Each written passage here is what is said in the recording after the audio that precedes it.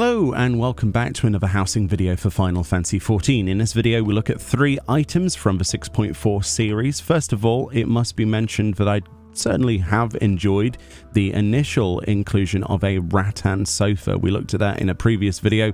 The reason it's so large is because it's supposed to accommodate Hrothgar and Rogadin, and yeah, it is certainly one of the biggest sofas in the entire game, especially if you compare it to a normal sofa.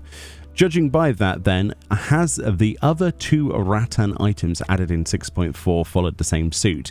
Well, we're looking at 3 items today, 2 Rattan and 1 non, and specifically we're looking at the Rattan freestanding Rattan Hammock, which is a level 90 woodworking recipe, as you can see there, which was added in 6.4 series using some Iroko lumber, ironwood, almasti, serge, and moon gel, basic level 90 recipe, and also the Rattan Parition, which was also added in the same patch cycle and uses red pine lumber, granite, anite, whetstone, and mortar.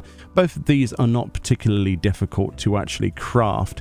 We're also going to be looking additionally, because I wanted to fit it into a video somewhere instead of on its own, the well pump, which is a outdoors item also added in that patch, which we'll look at a bit later, but there's a recipe for that if you're interested in being able to create a outdoors pump. So the first 2 items then, the Rattan items, let's have a look straight at them. I have yet to see them myself. So let's look at the hammock first. You'll notice that both of these items are dyeable. All 3 of today's items are dyeable. So much like the chair over there, which is also Rattan, this hammock is absolutely crazy sized, and that's because the Rattan set of items is designed so that any character can make the most of it. Now obviously this is just going to be like your typical bed, so you can /doze on this, which obviously allows you to use your sleep poses, as you can see, which toggle between multiples. But yes, as you can see, it is big enough to fit even your Hrothgar or Rogadin of any size, all the way down to a Lalafell. And yeah, honestly, this might be one of the coolest beds in the game. It's certainly something new. I like the idea of taking the idea of beds and taking it a completely different direction, and I don't think we've had hammocks before. We do get a little bit of clipping if you've got a clothing that's a little bit baggy through there, but that's nothing too, you know, out of the ordinary. We're used to that by now. And I do like the wooden sort of frame of this. I'm surprised that it didn't come with like 2 stumps and it attached to that, but I guess they wanted really to make use of that wood. In terms of dyeability for this particular item, of course it is dyeable, and it looks like this. So obviously we're going to get wood grain colors, but with that, it's the base that actually changes color rather than the hammock itself. Again, as I've mentioned in previous videos, in 7.0, presumably, since they mentioned both housing items as well as clothing, will be a select few items will be added to the 2 dye palette. So instead of just having 1 dye, you'll be able to choose 2, and presumably they'll pick 2 of the main bits to change. So hopefully they backdate some of the items, including this one, like many of the others that I've asked for as well, and so we can change the color of this sort of hammock section in the middle as well. It looks good though in a variety of colors. Obviously you're going to get the most money, I think, out of the browns and reds, because you're going to make the most of those wood grains, but of course it's going to look great in whatever color you like, as long as you like wood grain. That's the texture we've gone for, so dark greens and things like that. If you want to match that to some nature scene or whatever, or some modern sort of room maybe with some light colors like blues and things like that, or sea scenes, it's a really nice item, if not enormous, absolutely enormous. I know a lot of people like small items. I personally like the bigger ones because of how limited housing plot placement is in this video game, so it is always nice to have the ability to place more things that are large like that. The other Rattan item then I'm expecting to be even larger, which is the Rattan Parition. It says the division provided by this Southern Seas partition is more of a suggestion, because it's not actually a partition. Well, it kind of is, but isn't. So as you can see, it is really big. We're going to have to walk quite a far ways back It's going to be super exposed due to the fact that that light fitting's there. But as you can see, it has this sort of skirting board at the top near the ceiling, and then we've got these beautiful blue tiles, almost like Greek, I would say. I don't know. They look like Greek to me. I don't know. That's the last place I saw tiles like that. Very beautiful. And then you've got this beautiful rattan arch, which is lovely. I like that. That's going to be used so often, I think, because not always do you want to limit, you know, movement between areas and split them apart, but that gives you a false wall, like a false illusion that there's some architecture above. Yeah, that's a really nice item, actually. I can imagine using that in my mansion plot for the FC and making a really nice entrance. In terms of how this dies, though, unfortunately, it is the top wall area, which is probably going to be less seen, I think, by a lot of people unless they look up. Again, hopefully this is something that gets tailored into the backdating of the 7.x dual palette system. I really hope so, because to me, the more obvious thing to change the color of would be the wood, but that's just, again, that's just my opinion. You might think that this is the best place, but again, I don't know. Or even the tiles, but yeah, the wood is nice, but I would have preferred if it was dyeable.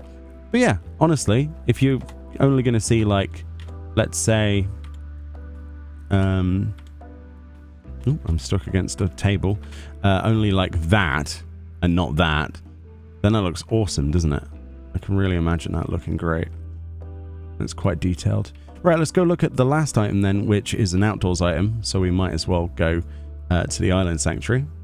Alright, here we are over at the Island Sanctuary, a place that I've totally not neglected at all.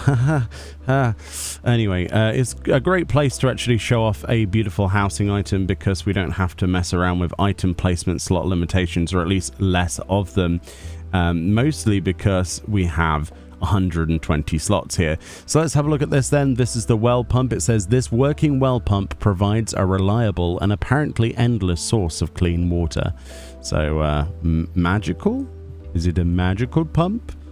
Yes. It does look amazing though. I am quite impressed with that. It is on the small side. It's basically 3 or 4 characters side by side sort of width. So I don't know how that can be judged. I thought I'd place this over here so it looked like we have a place to get water for our animals or something like that. I'm not sure at this point.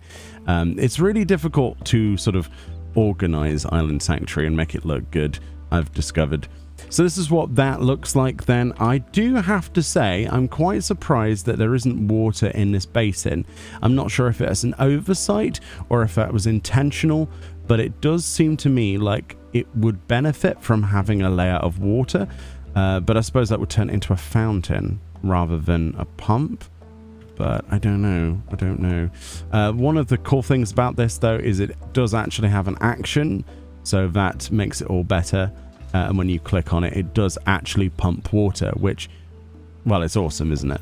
Absolutely awesome. So let's get a nice first person view of where the water comes out.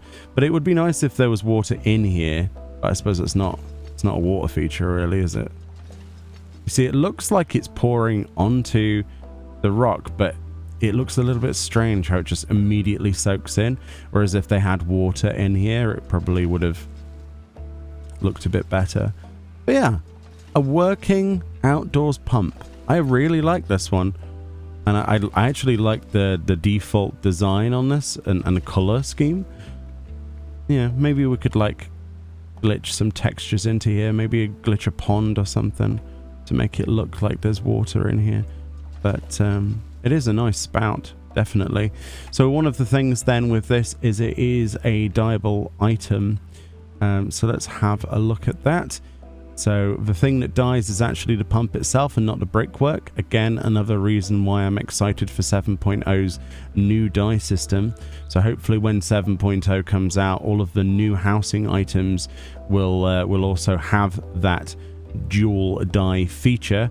I'll be surprised if they don't. I'm not expecting any of the older stuff than 7.0 stuff to initially have that, but I do hope they backdate some of that in the future. But let's hope that a lot of the stuff that they bring out comes naturally with those 2 dyes set in, because an item like this would certainly benefit from changing the color of the bricks or the stonework here or anything really. It adds more customization. I think the pump looks pretty good in a variety of colors, although I do like the stock green. I think it probably works the best in my opinion.